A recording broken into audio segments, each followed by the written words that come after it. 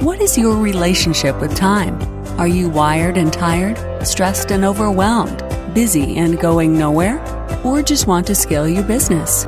Welcome to Take Back Time with your host, Penny Zenker.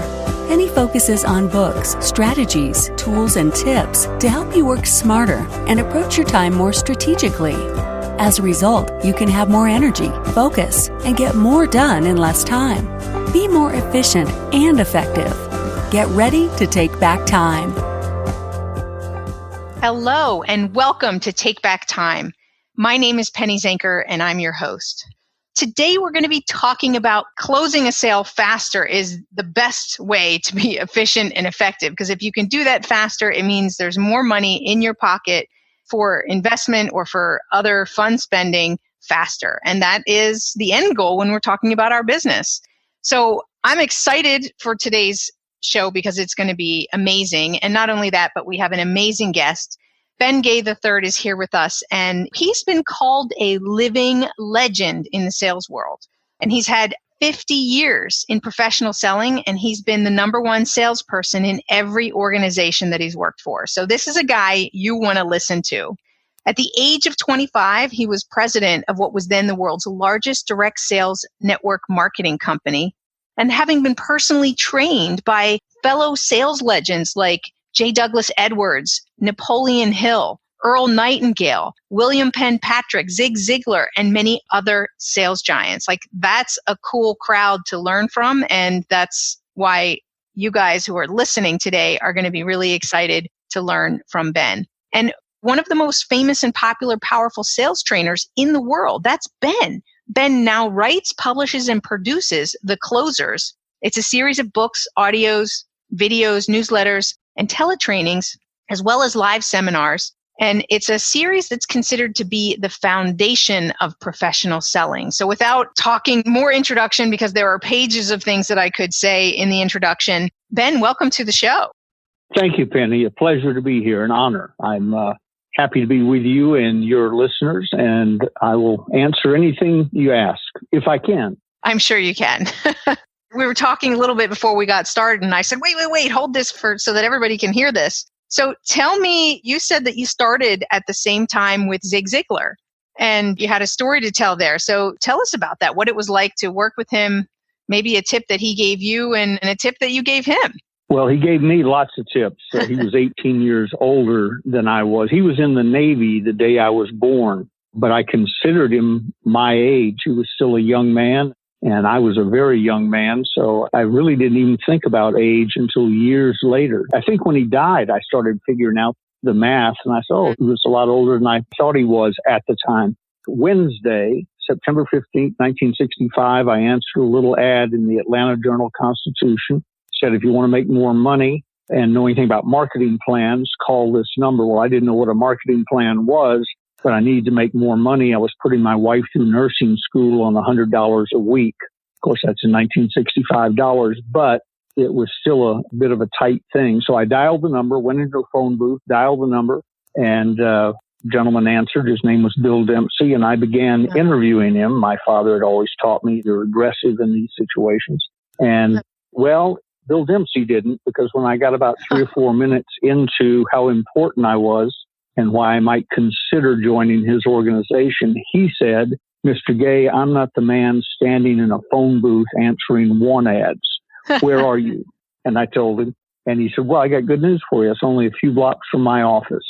Be in Suite 300 at 1447 West Peachtree Street in 10 minutes, or never call this number again. And he hung up. Wow. When my running buddy pulled around in the car, we were working for my father, calling on grocery stores. I jumped in the car like Batman and Robin and said, U-turn, 1447 West Peachtree Street. He said he did as told. And on the way there, he said, what are we doing? I said, I don't know, but I think we're going to be rich. And we pulled into the building, rode up the elevator, and skidded in probably with 60 seconds to spare to a receptionist sitting there. And over in the corner, waiting chair, was a curly-headed guy. He was obviously waiting for something also. So I introduced myself to the receptionist, turned around to this guy and said, hi, I'm Ben Gay. And he said, Ben Gay, and started laughing. I'm sort of used to that. I know the jokes. we got through that, and I said, what's your name? And he said, Zig Ziglar. And I said, with a name like Zig Ziglar, you're laughing at Ben Gay? And we became sort of buddies on the spot. We went into, each of us thought we were going to a job interview. What we were going to was an opportunity meeting, but only for 3 people, my soon-to-become partner, Jimmy Rucker, and Zig and me.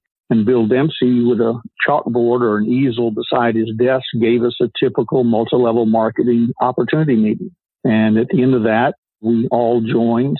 Jimmy and I split the $91.42 investment, and Zig came up with his own $91.42.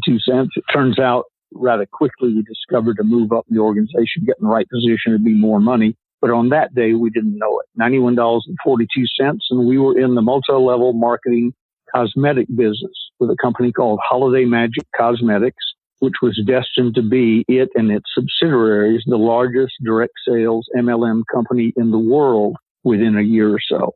So that's how we started out. And in that fateful meeting, not only did I meet Zig, who was going to be an important influence in my life, Bill Dempsey gave me a copy of Napoleon Hill's Think and Grow Rich, which I'd never heard of, and an old scratched up record called The Strangest Secret by Earl Nightingale.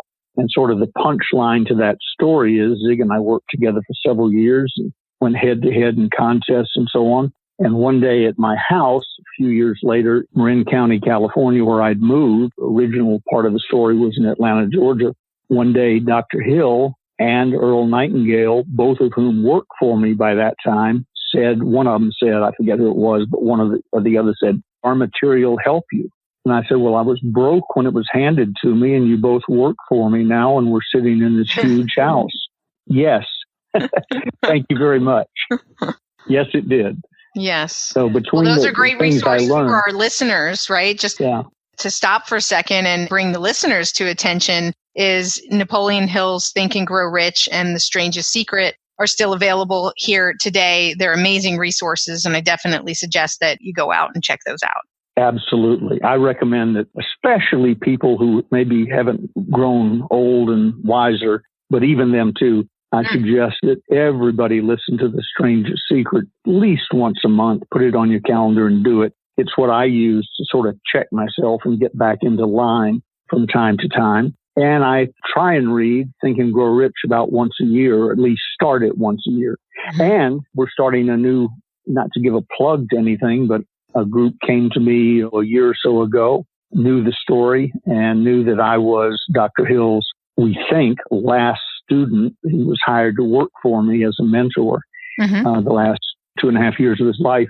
So there's organization being built called thelastprotege.com is how you find it. And The Last Protege, I'll tell your listeners at the website, it doesn't say that yet. It leaves it a mystery. But Dr. Hill's last protege is me. That's great. Well, that's an exciting background and history and a rich, really rich 40 years of professional selling. That sounds like you've been in all sorts of different business models and you know your way around sales. Well, selling's pretty much what I know. I was lucky to have stumbled across that little want ad. It was the only time I had a want ad looking for a job. And I went through everything starting with a different letter. And I found I wasn't qualified to do anything until I got to that ad, which happened to be, it didn't say sales in the headline, but it was under sale. And I've been selling since I was 14. I was the top fundraiser selling donuts in high school, grammar school, college, so on. So selling, it was beginning to become apparent to me, selling was about the only thing I was qualified to do. Thank God. So what's the most important part about selling? There's 87 most important parts. Okay. What jumped to my mind when you said that was listening. Learn how to listen. One that stuck in my mind and helped me, it was said of Nelson Mandela. He was a great speaker and an inspirational figure when he came out of prison and so on. But they said his greatest strength was that he was a dynamic listener. And that doesn't just mean staring at them, waiting for their mouth to quit moving. It means listen. If you listen, if you're a sales infiltrator, which we can discuss, it's a separate concept in some of my books. But if you're a sales infiltrator and you listen, the prospects will almost always tell you what they want, how they want it sold to them, how they want to buy, what they're willing to pay. It's almost unfair, like shooting fish in a barrel. If you listen and know what you're doing, I go to these conferences and on the web and so on, I see selling is this. You got to wear an orange hat and spin around on Thursdays at noon. And it's just nonsense. Right. Sell a quality product that's competitively priced, doesn't have to be the cheapest, but competitively priced to qualified people, and then become a sales infiltrator, which includes listening. And then I just don't understand the confusion. When you're selling a bad product or service that's overpriced, I can see why sales trickery would become important to you. But it doesn't have to be. You can solve 85% of all problems by what I just said about a quality product, etc. Absolutely. So today we want to talk, and I know there's so many different aspects, and we could make this a marathon weekend and just go on, but let's narrow down. You've got several books out there that are around closing, and I believe that it's probably one of the hardest parts for people is the closing aspect. And really, I think if we could shed some light on why it's a challenge for people and what are some tips that they could do to get to closing faster, I think that would be a huge initial value. And then we'll have you come back and we'll talk some more. Super. The series of books and so on is called The Closers. It's the best-selling, most popular, most powerful material ever done on closing sales. Looking back, hindsight's always a wonderful thing. I wish we'd called it The Openers. Because what most people do in selling, unfortunately, is they wait till the end when they're already knee-deep in trouble and have lost the prospect's attention, and then they want a tricky close that'll bail them out at the end. And the reason they're afraid of closing is the old fear of the unknown, fear of rejection, and fear of what do I say after they say no. And they don't want to hear no to start with. They're trying to avoid no at all costs. Well, that's silly because you're not going to avoid it.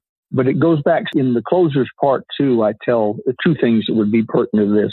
One is sales infiltration, the last chapter in the book. The best thing ever written about selling starts on page 257. If they get a chance to read it, I recommend they do. But earlier in the book, there's a section, a chapter called The Goodnight Kiss Close.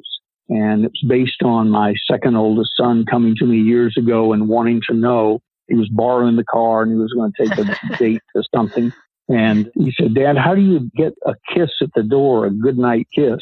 And so I started through it with him, and it dawned on me, the average teenager arrives late, and I can't say this of everybody, but I hear it all the time. I don't have daughters, and it wouldn't work at my house if I did. But they arrive late to the date, honk the horn out in the street, so she will know to come running out, give her a hug. He's reeking of the beer he guzzled on the way there, and probably garlic from lunch, and he didn't have a chance to brush his teeth and gargle and so on. And then he wants to know how to get a goodnight kiss.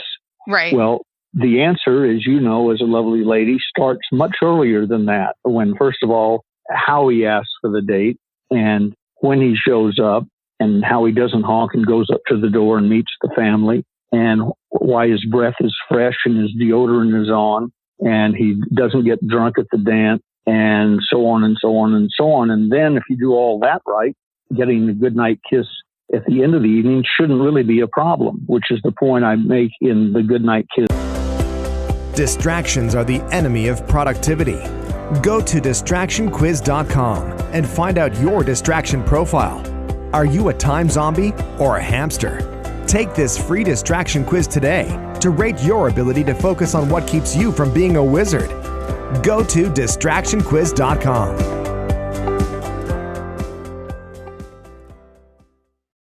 Close, it start early. Well, let me stop you for 1 second. Yeah. So just to give what you're saying in other words, right? So that people are really letting it sink in, because the process doesn't start at the end. The closing isn't at the end. That's what you're saying. The closing starts in the beginning. So it's how you qualify people. It's going back to what you said earlier about the listening. In the very beginning, the quality of your listening is going to impact whether it's going to be easier later to ask for the sale or whether it's going to be hard, right? Correct. Absolutely correct. Spot on. And just triggered my mind with another point I always try to make. Most sales are made or lost in the first 10 to 15 seconds. Mm. Now, they can be resuscitated through hard work and so on, but why? Right. Why have to do all that hard work? Yes, you could throw up on the front porch if you're selling Kirby vacuum cleaners as a sympathy approach. And then if you're really good, maybe work your way through to a presentation and close it somehow. I don't understand. Here's how I got to be an efficient opener/closer. I was raised as a Southern gentleman. What I just said, Kirby vacuum cleaner, it triggered me. I've done a lot of sales training for them and their individual salespeople over the years. I've never been able to break them of this. Kirby says I think in their manuals, I've heard it hundreds of times in meetings and so on, no sales presentation is complete until you have the payment or the police have been called. Well, I'm a Southern gentleman. If I'm in your home selling something, it's been years since I've done that except testing a script or something that I've written. If I'm in your home and you ask me to leave, I'm gone. So I had to figure out a way not to be asked to leave. Mm-hmm. And that requires a good opening. In sales infiltration, there's a gentleman there that I write about. He's passed away now, but for 40 years, he sold giftware. Those things you don't really need, but you give them to somebody at a wedding or what have you. There's somebody for Christmas and so on. He sold that. Well, he went to a J. Douglas Edwards seminar, as did I. That was sort of my official entry into sales training. And Doug wound up working for me. So again, it must have worked. Mm-hmm. But he went to a J. Douglas Edwards seminar, and Doug said from the stage that at every presentation you gave, you should do such a good job and be so respected and beloved as much as you can in a brief encounter that they will gladly give you at least 5 referrals, get 5 referrals, and from them get 5 referrals. And so on. It sort of sounds like multi-level marketing. But anyway, this friend said, Ben, I was so stupid, I wrote it down and believed it. So I made one cold call, met somebody somewhere and went up to them and blah, blah, blah. I got invited to their home. And then not only did I do a good job at what I did and was friendly and so on, I asked for 5 referrals and they gave them to me. And at each of those 5, I asked for 5 and he said, I don't really remember, but somebody may have given me none and somebody gave me 15 and somebody gave me the directory to their church and said, use my name. And everywhere I went, I got 5 and got 5. And then I had to hire assistants to work with me and I trained them to get 5 and so on. And he said every sale in over 40 years of selling, every sale he ever made, Penny, he could trace back the DNA back to that first night. 40 years in selling, he made one cold call. In the direct sales in-home selling, that's almost unheard of. Yeah. I was so stupid, I thought that you should get 5 everywhere you went. On average, I always did. Right. So now if you do that and you have a good opening, in the chapter on sales infiltration, I write largely about him and his approach. He would tell people, you're talking about efficient selling, getting to it quick. He laid out the ground rules of how he operated with people. And it's sort of a blend of what I've created and what he told me and what Dr. Hill told me and so on. I don't claim credit for all of it, but I don't give it all credit to one person either. It's sort of a blend. But the gist of it was to tell them the ground rules up front. The phrase I use is I say to a customer, before I start selling anything, let me tell you, if you want the razzle-dazzle, fast shuffle and do the backflip and get in your wallet and so on, you've got the wrong guy. We may have some back at the office. Mm-hmm. I'll send one out to work with you. If you want to work with me, here's how I operate. I will treat you fairly, squarely, decently, by the rules. I operate on a straight basis. I'll be straight with you. You be straight with me. That means at the end of the presentation, you don't tell me you have to check with your attorney brother-in-law in Cleveland. And then I bring up the objections that I hear other people contend with all the time. I know you might want to think about it. You want to pray about it. Got a bedroom, go in there and pray about it. I'll be waiting for you right here. At the end of my presentation, I sell quality products at a competitively priced. I only work with qualified people. I just want a yes or a no. We don't have to play games with each other. I don't do mud wrestling. And I got good news for you regarding the pricing. They've been pre-haggled. I saved you all that aggravation. I figured what I really wanted for them, and I knew what you'd offer, and then I made a counter offer, and then I knew what you'd say, and then I made a counter offer, and so this is the pricing. It's been pre-haggled. It's a yes or a no. That's fair great. enough? Yeah, and fair enough is important too, because that comes to the close at the end. My favorite close, I'd probably use it 95% of the time with an 86% closing ratio. So it works pretty good. But I say fair enough, and they say yes. So now when they try and double back and they have to think about it, I can say, because we're buddies now, we laugh and we giggle. I can say, nope, you promised you wouldn't do that. Well, would you take? Remember, we discussed straight. It's been pre-haggled. What we're looking for is a yes or no. I'll be happy to work with you either way, and so on. So at the end, since I've been listening and we've been conversing back and forth, here's the magic close that I use 95% of the time with an 86% closing ratio, whether I'm selling a set of books or 50 acres in Arizona or whatever, because I sell not only for myself, but for my clients, or selling a seminar to somebody. My seminars are $9,500.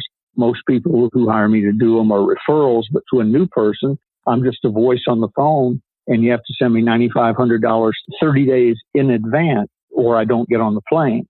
That takes a little selling. So at the end of whatever we're going to be discussing, basically, here's what I say. I'll pretend like you're the prospect, Penny. Penny, based on what we've discussed, because now, see, I've become a member of your team. Right. I'm not Ben Gay, the salesman, attacking Penny's anchor, trying to get her to do something she didn't want to do. We formed a new team, and we're on it together, and we're almost equal partners. You're the treasurer, you have the checkbook, but we're almost equal partners. I say, based on what we've discussed, here's what I suggest we do. Fill in the blank. Buy the car, get the vacuum cleaner, buy the ranch, whatever. Here's what I suggest we do. Pause. Fair enough?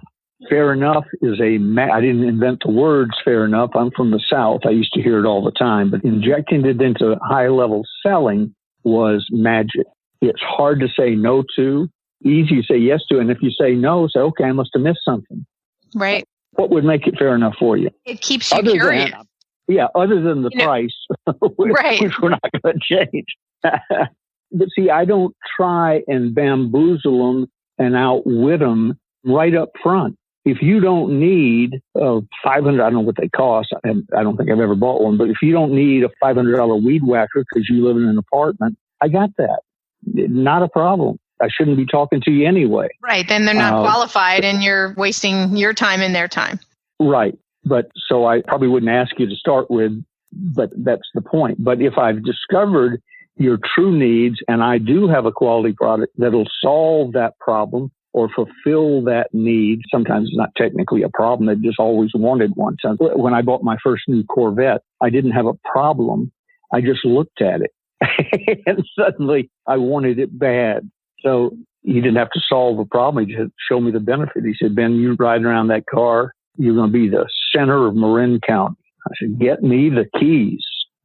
So whether it's a want or a need or whatever, the concept's basically the same. And the concept, I do work with a lot of automobile dealers and automobile salespeople. And they say, I don't know, why don't people trust me? And I said, well, I won't be insulting and say it's your fault. Let me blame it on the generations that came before you. When I was growing up, comedians, to get a laugh, would talk about the used car salesman standing on a used car lot in a cheap suit or a cheap sport coat. You've created a thing. The ads, I saw some ads this morning in the local paper, $15,000 off. You mean if I went in there yesterday, you screwed me out of $15,000 extra dollars? One price selling. And as soon as you go in the shop of the one price, not all of them, but as soon as you go in the shop of the one price salespeople, I don't know, I'll get back to you. What if I took $1,000 off? See, it wasn't a one price shop to start with. They have created, the people who came, the generation or two or three or four before them, and many of them too, have created an environment where salespeople, in that case, automobile salespeople, are not to be trusted. I tell people who I work with, I said, when you walk up to a customer, what do they think about you? And he said, well, I got on a nice suit, perhaps, or whatever the appropriate dress is. I said, no. They think you are a liar, cheat, and thief. That's where you start. That's the hole you're in when you start, unless you came highly recommended from a close, trusted source of theirs, in which you might be a liar and cheat. You still got to be right, but it hasn't been proven be checked out. Right. Yeah, exactly. Well, I think that's why a lot of people don't like to sell, is because, or don't have issues around going to the close, because they feel like, oh, I don't want to be aggressive. I don't want to be that stereotypical, either that, or they're so aggressive and they're not listening and they're just all about, I got to get the close, but they're not focused on meeting the needs, right? And listening. So it's finding that happy medium. I want to ask you a question. First of all, you've made a lot of great points. I want to summarize them a little bit for everybody, because some things that came up that I heard was, A, if you want to close faster and close more people, you want to talk to the right people. So you want to qualify people as you're initially meeting them. So that's one of the things that I heard and that we spoke around. The second thing is that when you initiate a conversation and you've qualified them, I love that you say cover the ground rules and really upfront kind of tell them how it's going to go, that you're looking for a yes or no. They don't need to beat around the bush. You're not going to be upset if the answer is no. You pre-haggled it, those things with the ground rules up front, and with the fair enough up front gets them to the fair enough at the end in the close, when you're closing it as a team, that you're saying based on what we discussed and bringing that into that you're part of their team. Those are some of the things that I just wanted to sum up for people. And also I wanted to go back to the point where you said that you had to go out and get 5 referrals. So also, referrals close faster. There are statistics that show that, and that's because the trust is being transferred, right? When somebody gives you a referral and says, hey, Ben referred me to give you a call, I'm calling and you're receptive. You're more receptive than the average person, than anybody you'd have to cold call on, because Ben referred me, right? Absolutely. So these are tips that I want to make sure that people are listening, that they're really taking this down, because sometimes when I work with my clients, that's all we do. Like I had one client, we doubled his capital base. He was a financial planner, and all we did all year was work on referrals and improving his whole referral process, because that can be a goldmine. Like you said, that one gentleman went for 40 years and could trace it back to the initial referrals. And that was his skill. And if somebody makes that their skill, that can be a huge game changer in the business that they can create. Let me make 2 quick points on that. One, I gave a seminar last month, a $9,500 fee, airfare, hotel, and the right to sell material. And I did very well there. As you know, you make more money at the back of the room than the front of the room. Mm-hmm. And the reason I gave that was at San Quentin State Prison, where I started teaching my People Builders program in 1972, late 71, 72. Airline, no longer in business, Air West. A story ran in their Air West magazine about me and teaching at San Quentin and the good we were doing there. The seminar, I left there 42, last seminar I gave at San Quentin was 42 years ago.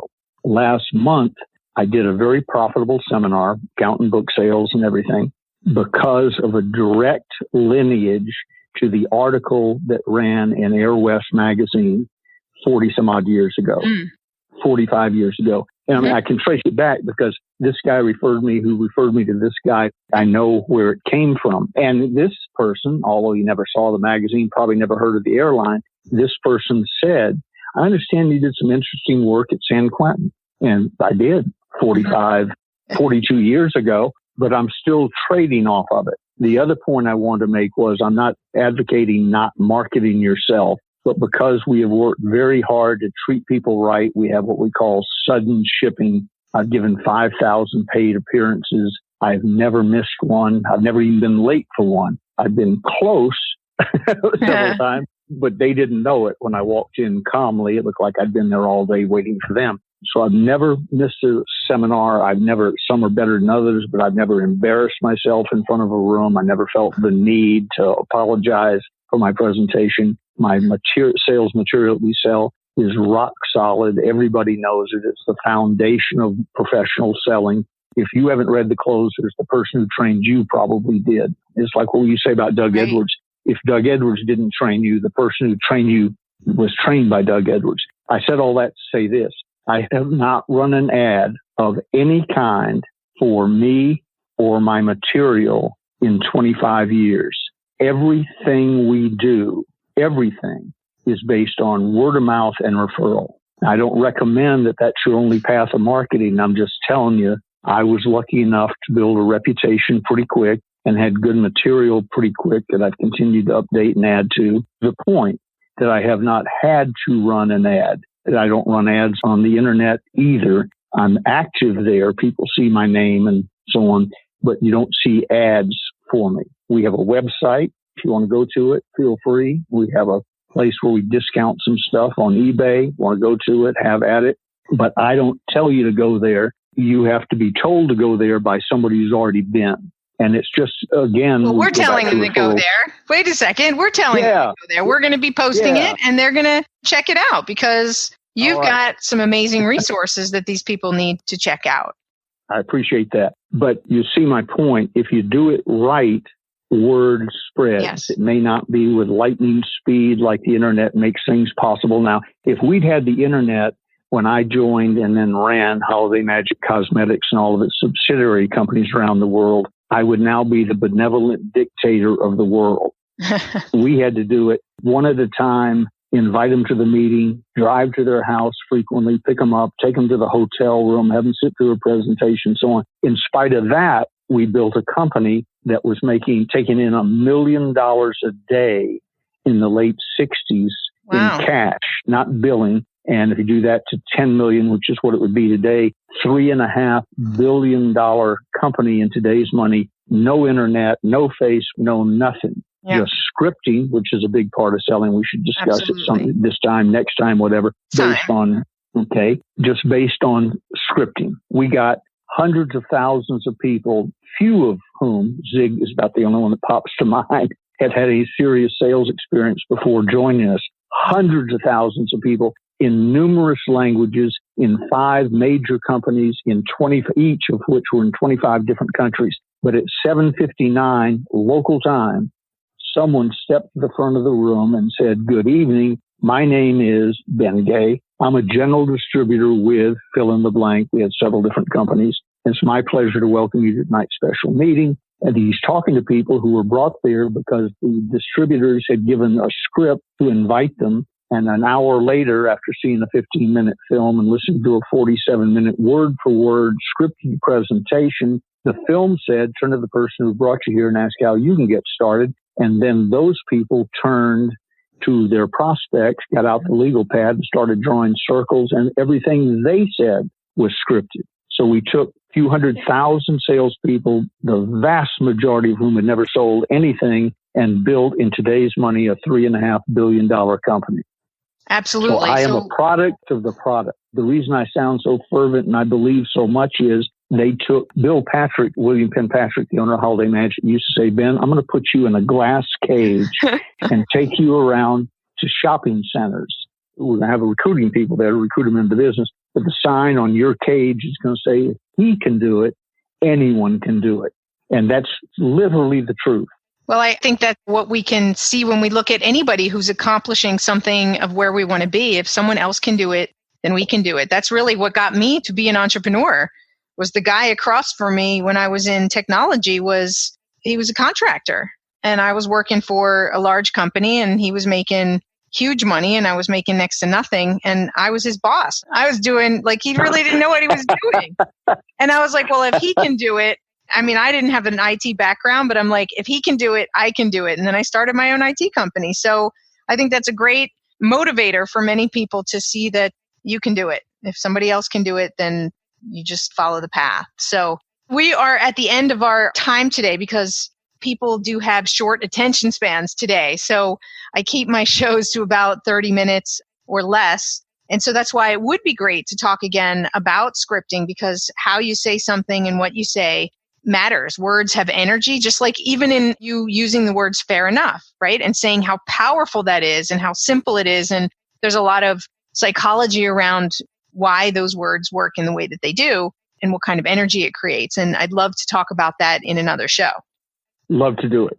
So in parting words, I gave a little summary earlier of a lot of the different tips that we talked about in closing. Is there anything else that you want to say before we close out today's show? Well, in headline form, I pretty much said it. We can get into much greater detail when we have more time. But get with a quality company, product, service. Learn how to present it effectively. It's called scripting. And everybody says, oh, I don't want to learn how to script. Well, that's because you're stupid. Everybody's on a script. Every movie you've ever seen was on a script. Every song you love is a script. All professionals use them. And if you've been in selling over 30 minutes, you're on a script. Over 30 days, you're already on a script. It's just a matter of, was it a good one that was designed by a professional, or did you just stumble into it through laziness and slothfulness? So let me sum it up 2 words. Get serious. Get serious. Well, there you go. Get serious from the start, and that's going to help you be a better closer. Thank you, Ben Gay III. Thank you so much for being here. Thank you, Penny. I appreciate it. And to all of those of you who are listening, thank you for being here. And understand that what the message really is from this show in closing the business faster, getting more sales and getting them faster, is really about how you start the process. Like anything, how you start will dictate how you end. And there is a process, and you need to understand how to follow that, and also to measure and track what you're doing along the way so that you can see how you can tweak it. So we've got some great resources that are available for you on Ben Gay's website. He's a master. He's worked with the masters. The masters worked for him. So definitely check out this material. It's well worth your investment and your time. And thanks for being here. And my name is Penny Zanker, and this is Take Back Time. We'll see you on the next episode. Thank you for listening. Today's topic is another opportunity for you to put the knowledge you learned into practice. Tune in again next week for more strategies that will help you have more energy and focus to get more done in less time, so you can continue to take back time.